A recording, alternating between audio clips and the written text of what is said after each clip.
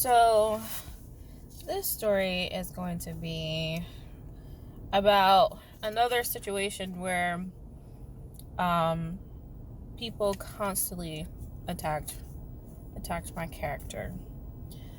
This one is about a sister telling me that she wanted me to stop talking to her Bible study. I mean, if you don't know me, you would swear that I was just this person that was crazy and everybody was just trying to protect their friends and family away from me, but I really wasn't. I was really trying my hardest to serve Jehovah, but it kind of someone was always attacking my character. This one time, I was in this congregation, and I was going to the hall by myself because I had left the congregation that they moved us to because the hall split and I just couldn't deal with it anymore. They were really getting on my nerves. And I honestly didn't want to be a witness anymore at that point. And that was 23, right? But I was dating my husband then, and I'm like, all right, I can't leave because I want to be with my husband. I wanted to be with my boyfriend. So I'm like, all right, let me push forward and maybe try to find someone that I could be friends with. So I meet this girl. Now, she was just coming to the hall. Apparently, her mom grew up as a witness, and her dad grew up as a witness. Her dad wasn't going to the halls anymore. He never got baptized, and neither was his mom. So her grandma would always talk to her about, the hall and the witnesses. And so she said, well, she wanted to add some spirituality in her life. She had just broke up with her boyfriend. So she was like, all right, I'm going to start going to the Kingdom Hall. So I would see her in the back of the hall by herself all the time. And she looked like she was in my age group. So, I went up there and I talked to her. And she was really cool. And she was really nice. And there was another sister there that, wanted to befriend her too. But she didn't want her to be my friend. She wanted her all to herself, which was weird. I have this weird thing about women in an organization that just don't like me. But that's a whole nother video and a whole nother conversation. But anyway, so the girl, she ended up associating with me more because the other girl, she really wasn't the best association at the time from a witness standpoint. She wasn't really going to the meetings regularly, and she had been disfellowshipped 3 or 4 times. So she just, the other girl attached herself to me a little bit more because she was actually trying to become a witness. She wasn't playing about her spirituality.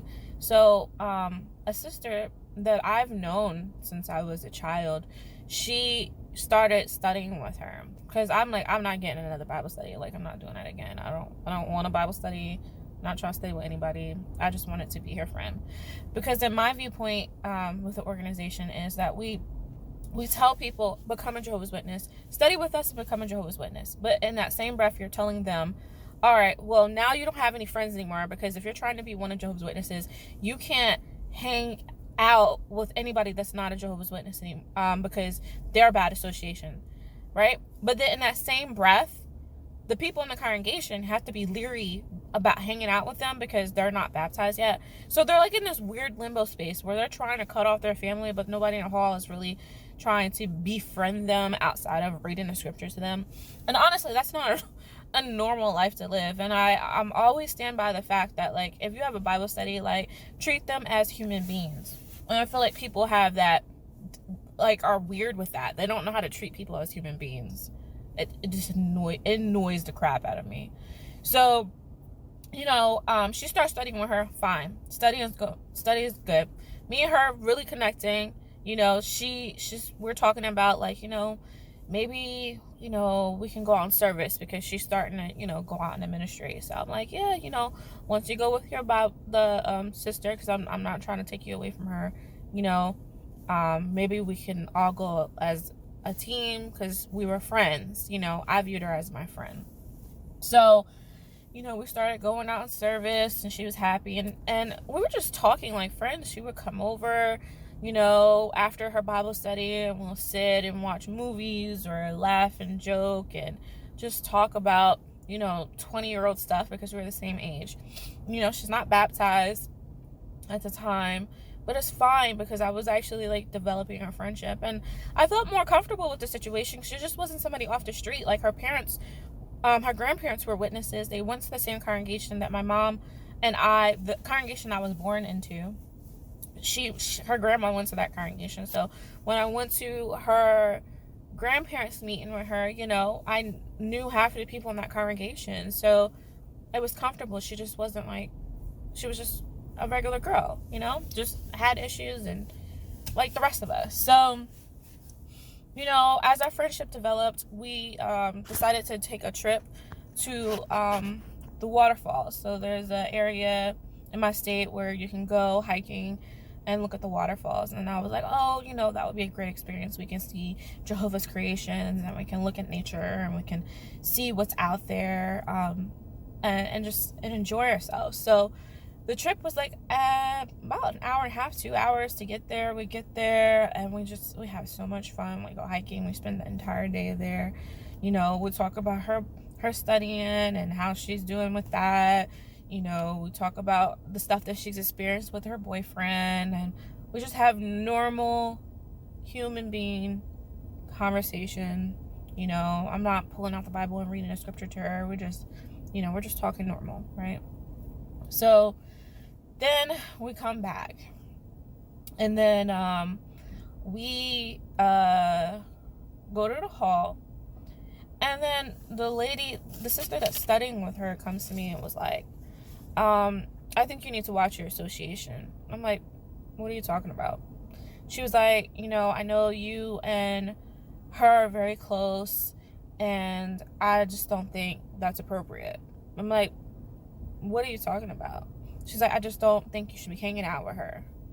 And I'm like, but she's studying and she's going out in service, and like, what is the problem? And she's like, I don't want you hanging out with her, basically. Like, she had ownership over her. And I forgot what she said to me in that moment, but again, here's me crying in the Kingdom Hall. Like, because the way that she spoke to me, it was almost as she was coming at my character again. Like, I don't make good judgments. I don't make good decisions. I think she was almost feeling like I was trying to steal her Bible study away. Honestly, I had no interest in studying with anybody. I kind of was just, in all honesty, just using the other girl to get me motivated about my religion again, because actually I was kind of done with it. Like, all right, I don't really want to be a witness anymore, but I don't want to leave her because, she's just coming in and she doesn't have any friends, and there's no other young people in our congregation that's my age. So, all right, taste and see that Jehovah's good. Like, get motivated again, be around people that are studying, be around people that's learning about the organization. I'm really trying. And then for her to come over and basically say that my association with her was inappropriate, it like angered me. Like, it just made me angry, and I just ended up crying.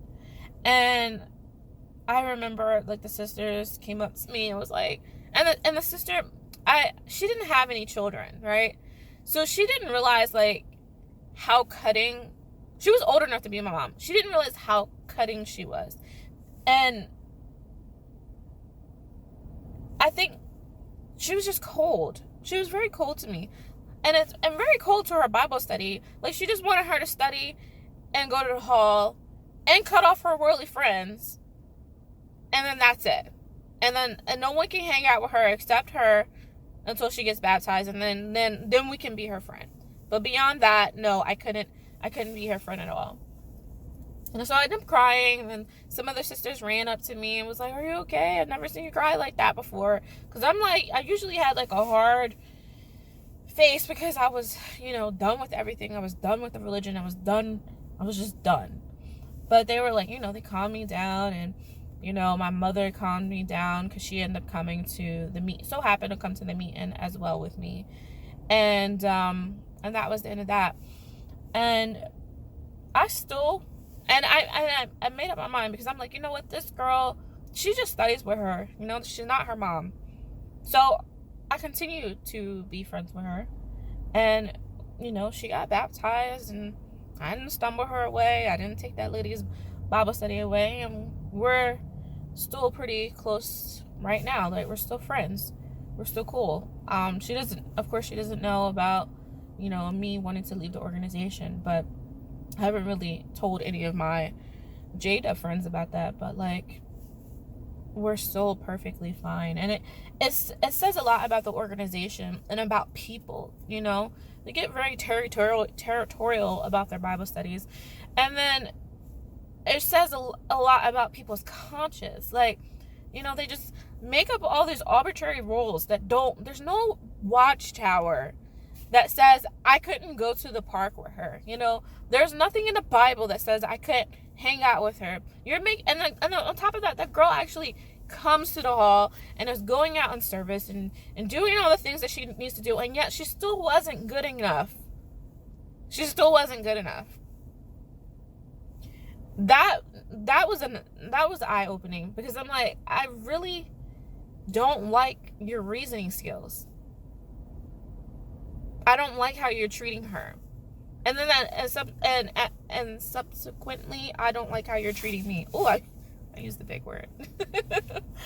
I don't like how you're treating me in the result. Like, I'm not old enough to make my own decisions, because at that point I'm like 24. Like, you know, I'm grown. And I think some people, when they know you for a long period of time, especially within the Kingdom Hall, they talk down to you like you're not an adult and you're not able to make sensible decisions on your association. And I don't like that micromanagement of who I am and who I'm associating with, because that kind of stuff will make me just completely stop talking to you.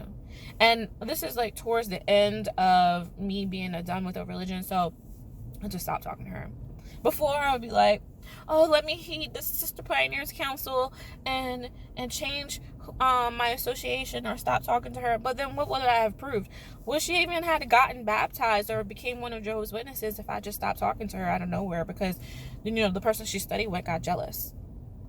I'm glad that I, like, did what I did, and I stood by my ground and said I was going to continue to hang out with her because, you know, I treated her like a human. And that's all that matters to me. People in the hall, they don't treat people like they're human beings. They say they want you to study with them, but then they turn around and then they talk about you. Don't trust it. But anyway, so that was my story. I got a list of stories. They're going to be coming back every 3 days. Every 3 days. I'm going to have a new story because I got to get some stuff off my chest. So, on to the next video.